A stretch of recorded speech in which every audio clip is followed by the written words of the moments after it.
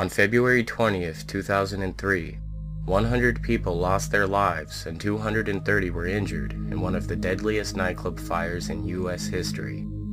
The fire was caused by pyrotechnics that were set off as the band Great White began to play its opening song. The illegal indoor use of outside fireworks led to the igniting of highly flammable soundproofing foam in the walls of the stage. Within 30 seconds of the fire starting, the entire stage was engulfed. Most of the 462 occupants ran for the narrow hallway of the front entrance. The entryway soon became packed with terrified people all trying to leave at once. Some were trampled to death as the frightened crowd tried to escape the smoke and flames that were closing in behind them. In the chaos, the front door became a tangled mess of bodies as dozens of people piled on top of each other in a frenzied attempt to flee. Within 5.5 minutes, the entire club was engulfed in flames and hundreds of lives were lost and ruined. During the investigation, it was concluded that a fire sprinkler system would have contained the fire long enough for everyone to escape. Because of the building's age and size, it was thought to be exempt from sprinkler system requirements.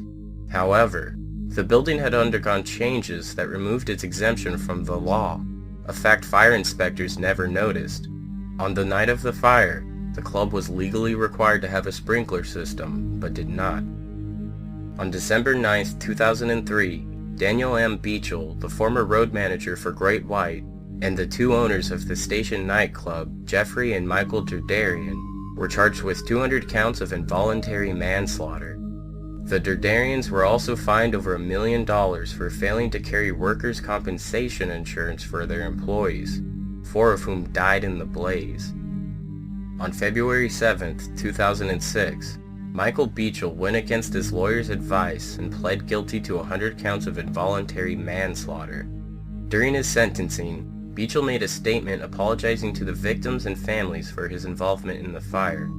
The judge sentenced Beachell to 15 years in prison, with 4 to serve and 11 suspended, plus 3 years probation. The judge said Beachell was highly unlikely to re-offend, which led to his decision to impose the sentence. On September 4, 2007, some families of the fire's victims expressed their support for Beachell's parole.